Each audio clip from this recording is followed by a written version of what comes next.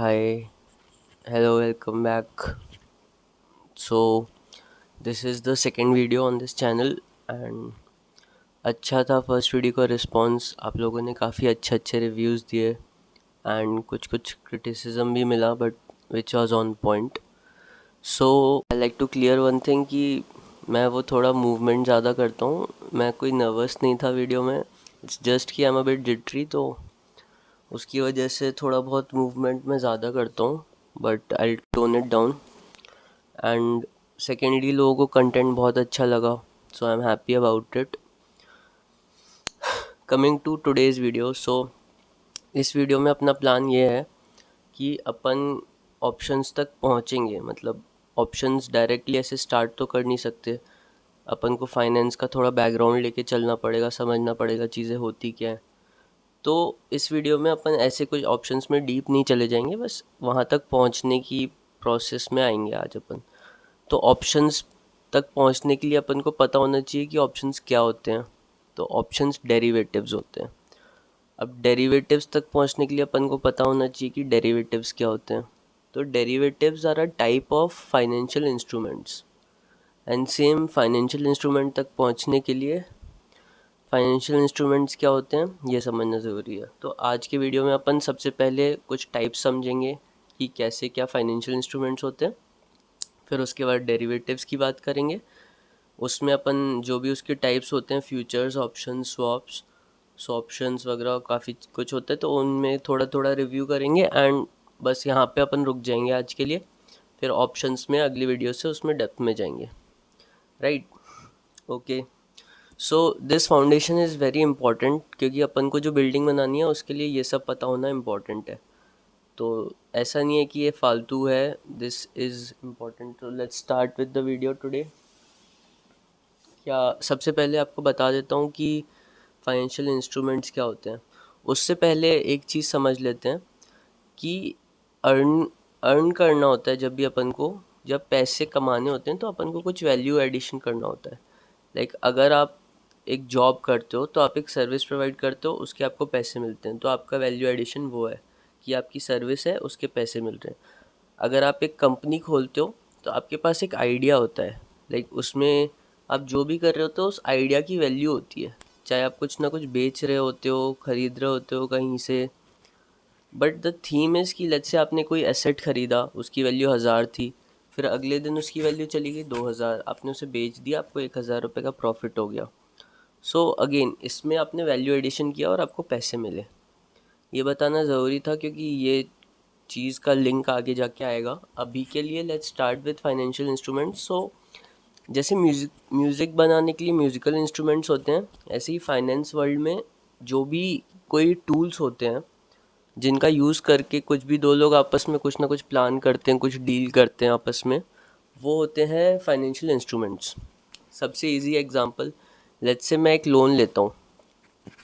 तो मैंने गया, दूसरे बंदे से मैंने उधार लिया 1000 रुपये। अगले महीने गया, इंटरेस्ट के साथ, लेट्स से 100 रुपये इंटरेस्ट था, तो 1100 मैंने उसे चुका दिए। इस पूरी प्रोसेस में हम दोनों के बीच डील हुई। तो loan is a type of a financial instrument. इसमें क्या अजम्पशन था जब मैंने उससे 1000 रुपये लिए थे कि हाँ मैं आगे जाके चुका दूंगा, उसको मुझ पर ट्रस्ट था, उसने मेरे को दिया। तो ये trust is underlying in finance, जो मतलब ये एज्यूम करके चलते हैं कि अगर मतलब कोई फाइनेंशियल इंस्ट्रूमेंट है तो उसके अंदर का जो भी डीलिंग होगी, जो कॉन्ट्रैक्ट होगा, वो पूरा होगा आगे जाके, राइट। तो अपन को समझ में आ गया, पहला फाइनेंशियल इंस्ट्रूमेंट लोन हो गया। अगला होता है, जैसे एक कंपनी होती है, मैंने एक कंपनी खोली हुई है, तो उसके मैं चाहूँ तो शेयर्स बांट सकता हूँ। या तो पूरे 100% मेरी कंपनी है, या मैं क्या करूँ कि मैं बोलूँ कि 80% मेरी है, बचा हुआ जो 20% है उसके मैंने 20 टुकड़े कर दिए। ठीक है, लेट्स से 100 रुपये की कंपनी थी, तो हर टुकड़े अगर 100 टुकड़े करता तो कितने 100, हर की 1 रुपी होती। 80 मैंने ही रखा है, जो 20% बचा उनके 20 टुकड़े करें तो हर एक की अभी भी 1 रुपी है वैल्यू। तो उन सब 1 रुपी के टुकड़ों को मैंने मार्केट में बेच दिया। मतलब एक होता है स्टॉक एक्सचेंज जिस पे ये सब स्टॉक्स ट्रेड करते हैं। ट्रेड करने का बेसिकली मतलब ये है कि कोई कोई उसको जाके ख़रीद रहा है, जो बायर हैं वो ख़रीद रहे हैं, जो सेलर्स हैं वो उनको बेच रहे हैं। ठीक है। तो क्या होता है, ऐसे जब ज़्यादा लोग खरीद रहे होते हैं तो उस चीज़ की कमी होती है, तो फिर उसकी वैल्यू बढ़ जाती है। और जब किसी चीज़ को ज़्यादा लोग बेच रहे होते हैं तो उस चीज़ की एक्सेस हो जाती है और उसकी वैल्यू गिर जाती है। तो अपन को क्या करना होता है, अपन को जब उसकी वैल्यू कम हो तब अपन को उसे ख़रीदना होता है, और जब उसकी वैल्यू बढ़ जाती है तो बेच दो, आपको प्रॉफिट हो जाएगा। तो ये तो काफ़ी बेसिक बात थी। तो सेकंड फाइनेंशियल इंस्ट्रूमेंट शेयर्स होते हैं, इसलिए मैंने आपको ये सब बताया। कंपनी को जब पार्ट्स किए बेचा, उसको शेयर्स बोल सकते हो, स्टॉक बोल सकते हो, और उसी चीज़ को इक्विटी बोलते हैं। तो इक्विटी लोन के जैसा, अगर जैसे लोन मैं किसी को दे रहा हूँ और बॉन्ड मैं किसी से ले रहा हूँ, तो that is the same thing. तो bond is a bit different from loan, but अगर आपको बॉन्ड की मीनिंग समझनी है तो आप उसको ऐसे समझ सकते हो, जैसे मैं हूँ, आप हो, मैंने एक बॉन्ड, लेट्स से मैंने आपको बॉन्ड दिया, मतलब मैंने आपसे लोन लिया, ठीक है। आपने मेरे को पैसे दे दिया, मैं आपको हर महीने चुकाता रहूँगा थोड़े थोड़े पैसे, जो भी उसका इंटरेस्ट पेमेंट होगा, and towards the end of the term मैं आपको वो पूरे पैसे वापस कर दूंगा। तो इट्स लाइक कि मैंने आपसे लोन लिया, लास्ट में आपको चुका दिया लोन। इसी तरह से मैंने आपसे लोन लिया, मतलब मैंने आपको बॉन्ड दिया। तो आपके पास था बॉन्ड, आपके पास एक एसेट था, तो आपको हर महीने उसका इंटरेस्ट पेमेंट आ रहा था, और टुवर्ड्स दी एंड क्या हुआ कि आपको आपके पूरे पैसे वापस मिल गए। तो bond is a type of financial instrument. Shares हो गए। अब एक डेरिवेटिव्स भी होते हैं। डेरिवेटिव समझ लेते हैं क्या होते हैं। ये मेन है क्योंकि अपने जो ऑप्शंस हैं जिसकी अपन को ट्रेडिंग करनी है, जो सीखना है, उसमें वो दैट आर डेरिवेटिव्स। तो डेरिवेटिव्स का अगर इंग्लिश में मीनिंग समझें तो समथिंग जिसकी वैल्यू किसी और चीज़ से डिराइव की गई हो, मतलब उसकी खुद की जो वैल्यू है उसका लिंक्ड है। मतलब जैसे अगर मैं बोलूँ कि शेयर है, मैं उसको डिफाइन करता हूँ एज एक्स, कि उसकी वैल्यू एक्स है, और डेरिवेटिव है तो मतलब उसका ही कुछ फंक्शन होगा। जो डेरिवेटिव होगा, भले वो x+1 हो, 2x हो, x/3 हो, उससे जो शेयर की अगर वैल्यू ऊपर जा रही है, अगर डेरिवेटिव की वैल्यू ऊपर जा रही है या नीचे जा रही है, कहीं भी जा रही है, बट उसका और उसका आपस में लिंक है, ठीक है। तो उसकी वैल्यू उसमें से डिराइव हुई है, इसलिए दैट इज़ कॉल्ड डेरिवेटिव्स। अब एग्जाम्पल दे देता हूँ, बोल के इतना क्लियर समझ में नहीं आया, बट लेट्स से अपन एक डेरिवेटिव्स की बात करते हैं। पहले टाइप होता है फ्यूचर्स, तो उसका एक एग्जाम्पल अपन डिस्कस करते हैं। लेट्स से मेरे को शक्कर ख़रीदनी है, एक महीने, मतलब अभी प्राइस चल रहा है शक्कर का 300 रुपये किलो। लेमन्स पे आ जाते हैं, लेमन्स का 300 रुपये भी किलो चल रहा है। तो लेट्स से मेरे को लग रहा है कि यार अभी तो आज तो 300 रुपये चल रहा है, बट हो सकता है एक साल बाद, मेरे को एक साल बाद रिक्वायरमेंट है लेमन्स की, तो तब शायद, मतलब जिस हिसाब से बढ़ रहा है, मेरे को लग रहा है 800 रुपये किलो भी जा सकता है। तो मेरे को डाउट होगा, यार मैं 800 रुपये में क्यों ख़रीदूँ। अब मेरी जगह एक और इंसान है, लेट्स से कोई भी नाम रख लो, ABC है, ठीक है। तो ABC को ये लगता है कि यार गलती से अभी लेमन्स उड़ गए, बट वापस आ जाएंगे, जितने सस्ते मिलते थे कल, फिर एक आध साल में वापस 150 रुपये किलो, जितने भी उसका नॉर्मल रेट था, उस पर मिलने लगेंगे। तो हम दोनों की अलग अलग थॉट प्रोसेस है। इसमें क्या हो सकता है, हम दोनों के बीच एक डील हो सकती है। हम दोनों अगर ये डिसाइड करते हैं कि यार तेरे को लग रहा है 800 जाएगी, मेरे को लग रहा है 80 जाएगी, मेरे को 800 लग रहा है, तेरे को 80 लग रहा है, तो क्या करते हैं, 300 पे डन कर देते हैं, ठीक है। एक साल बाद अपन, मैं तुमसे 100 किलो लेमन्स लूँगा, बट 300 रुपये किलो के हिसाब से लूँगा, ठीक है। अब इस ये होता है एक फ्यूचर्स कॉन्ट्रैक्ट। इसमें क्या किया आपने, फ्यूचर में एक वैल्यू डिसाइड कर दी, और इसकी जो फ्यूचर्स कॉन्ट्रैक्ट की वैल्यू होगी that will be derive from the underline. और अंडरलाइन क्या होगा, लेमन की प्राइजेस। अब मैं एक्सप्लेन करता हूँ क्यों उससे डिराइव होगी। लेट्स से एक साल बाद केस 1, लेमन की प्राइस 800 रुपये किलो हो गई, मेरे को तो 300 रुपये में ही मिलना है, मेरा तो फ़ायदा हो जाएगा, मैं 300 रुपये में ख़रीद के बढ़िया भेज दूंगा, मेरे को हो गया प्रॉफिट। और इन केस 2 अगर प्राइस चली गई 80, तो मेरे को तब भी 300 रुपये में ख़रीदने पड़ेंगे, जबकि मार्केट में 80 में मिल रहे हैं। तो वो जो ABC होगा वो 80 रुपये में ख़रीदेगा और मेरे को 300 में बेच देगा, तो उसको हो जाएगा बढ़िया प्रॉफिट। तो आपको शायद समझ में आया होगा कि कैसे इट वाज लिंक्ड, इसकी वैल्यू उससे कैसे डिराइव हो रही थी। बात कर लेते हैं सेकंड ऑप्शंस की, मतलब सेकंड टाइप ऑफ डेरिवेटिव्स की, विच आर कॉल्ड ऑप्शंस। तो जैसे फ्यूचर था, फ्यूचर्स और फॉरवर्ड सिमिलर होते हैं, एक्सेप्ट एक दो छोटे डिफरेंसेस होते हैं उसमें कि फ्यूचर्स ओटीसी होते हैं, ओवर द काउंटर, और ये एक्सचेंज ट्रेडेड होते हैं। नहीं, फॉरवर्ड जो होते हैं, फ्यूचर्स होते हैं एक्सचेंज ट्रेडेड, और ये फॉरवर्ड्स होते हैं ओटीसी। तो उसको अपन समझ लेंगे, वो इतना रेलिवेंट नहीं है, वो कॉन्सेप्ट सेम ही होता है कि आप एक फ्यूचर डेट पे प्राइस डिसाइड कर लेते हो और उस पर आप जो भी डील करनी होती है करते हो। अब बात करते हैं ऑप्शंस की। ऑप्शंस का ये सीन होता है कि जैसे फ्यूचर्स में कंपलसरी था अपन को, जैसे मैं था 300 रुपये अगर फिक्स कर दी, तो भले ही 8,000 जाए या 20 रुपये जाए, मेरे को 300 पे ही खरीदना बेचना पड़ेगा। ऑप्शंस में एक राइट होता है, ठीक है। ऑप्शन बायर के पास राइट होता है, और जो ऑप्शन सेलर होता है उसके पास कमिटमेंट होती है।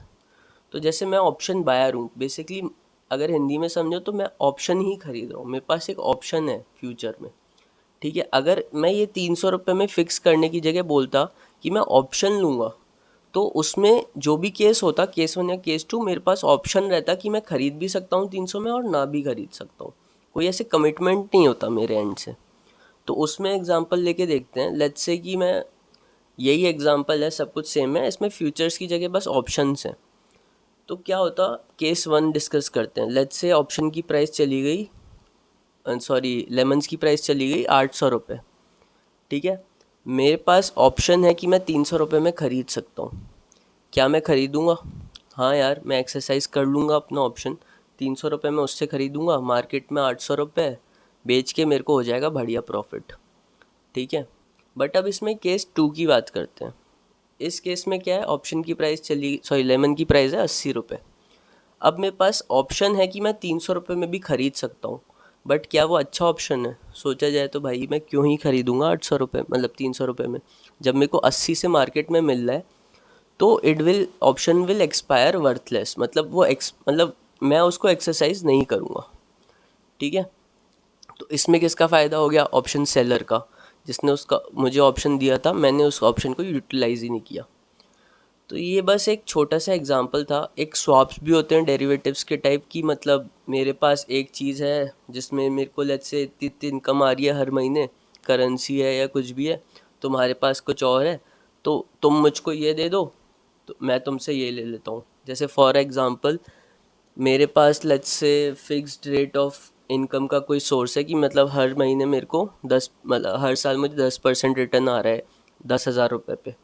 और जो दूसरा वाला बंदा है उसका जो इनकम का सोर्स है वो लिंक्ड है लाइबॉर से या माइबॉर से, या आजकल सोनिया चलता है, जो भी चलता है उससे लिंक्ड है। तो मतलब कोई मार्केट है, उसमें जो इंटरेस्ट रेट चल रहा होगा उससे उसका इनकम जनरेट होगी। अब मैं ऐसा बंदा हूँ कि मेरे को चाहिए कि भाई अगर मार्केट अच्छा हो तो मेरी इनकम भी अच्छी हो, और वो ऐसा बंदा है कि उसको चाहिए कि भाई फिक्स्ड हो, अपन को फ़र्क नहीं पड़ता मार्केट कैसा है। तो वो हम स्वैप कर लेंगे। मैं बोलूँगा भाई तू मेरी फिक्स्ड वाली इनकम ले ले 10,000 रुपये के साथ, तू मुझे अपने 10,000 रुपये के साथ अपनी फ्लोटिंग इनकम दे दे, इस पे जो भी इंटरेस्ट मिलता रहेगा मैं फ्लक्चुएशन वाला ले लूँगा और तेरे को मिल जाएगा फिक्स्ड। तो हमने बेसिकली स्वैप कर लिए अपने जो भी सीन था। तो डेरिवेटिव्स के ये 3 अपने टाइप्स समझ लिए। और भी होते हैं स्वैप्शंस वगैरह, but that is not required for us, अपन उसमें जा सकते हैं, बट अभी के लिए आप पहले बस ये समझ लो, फाइनेंस में अपन घुसे, सबसे पहले समझा कि फाइनेंस में होता क्या क्या है। बहुत सारी चीज़ें होती हैं ऐसे, कॉर्पोरेट फाइनेंस, पोर्टफोलियो, बट अपन ने पहले देखा कि फाइनेंशियल इंस्ट्रूमेंट्स क्या होते हैं। तो वो अपन को समझ में आया, इक्विटी जो कंपनी के शेयर्स होते हैं वो, और जो अपन लोन लिया या बॉन्ड लिया, तो ये जो फिक्स्ड इनकम होती है आपकी, जैसे फिक्स्ड डिपॉजिट वगैरह करते हो उसमें 6-7% आपको मिल जाता है, हमेशा कंसिस्टेंट होता है, गारंटीड होता है, भले ही बहुत कम होता है बट आपको मिलता है। तो दैट इज़, इसलिए उसका नाम है फिक्स्ड इनकम, उसको बोलते हैं बॉन्ड्स वगैरह। तो ये आपको समझ आ गए। फिर आपको इक्विटी भी समझ आ गई कि शेयर्स हैं कंपनी के बेच रहे हैं। फिर डेरिवेटिव्स आपको समझ में आ गया कि उसकी प्राइस किसी और चीज़ से लिंक्ड है। और डेरिवेटिव्स में अपन ने टाइप्स देख लिए, फ्यूचर्स जिसमें कमिटमेंट होता है कि आने वाले समय पे जो डेट फिक्स्ड है 1 साल बाद की, या सो फ्यूचर्स अपने समझ लिया, ऑप्शंस समझ लिए जिसमें अपने पास राइट था बट कोई ऑब्लिगेशन नहीं था, एंड स्वैप्स अपन ने समझ लिए। तो अपन को बेसिकली डेरिवेटिव समझ में आ चुके हैं, and that's it for this video. अगले वीडियो में अपन थोड़ा ऑप्शंस को डिटेल में समझेंगे, and also I like to let you know कि मैंने थोड़ा बहुत इन सब चीज़ों में इन्वेस्ट किया है, like tablet, graphic tablet, and so that a better camera and things, so that मैं आपको एक्सप्लेन बेटर कर सकूं। जैसे कॉन्सेप्ट्स धीरे धीरे डिटेल्ड होते जाएंगे। ये सब तो अभी स्टार्टिंग के वीडियोज़ में बहुत ओवरव्यू चल रहा है, अपन बस थोड़ा थोड़ा समझ रहे हैं कि होता क्या क्या है। जैसे जैसे अपन डेप्थ में जाएंगे तो फिर अपन को कॉपी पेन पे भी समझनी पड़ेंगी चीज़ें, और थोड़ी डेप्थ बढ़ेगी, तो उसके लिए be prepared. And I hope आपको अभी तक सब समझ आया हो। जो भी डाउट्स हैं please let me know, I will be happy to solve them. चलो, थैंक यू।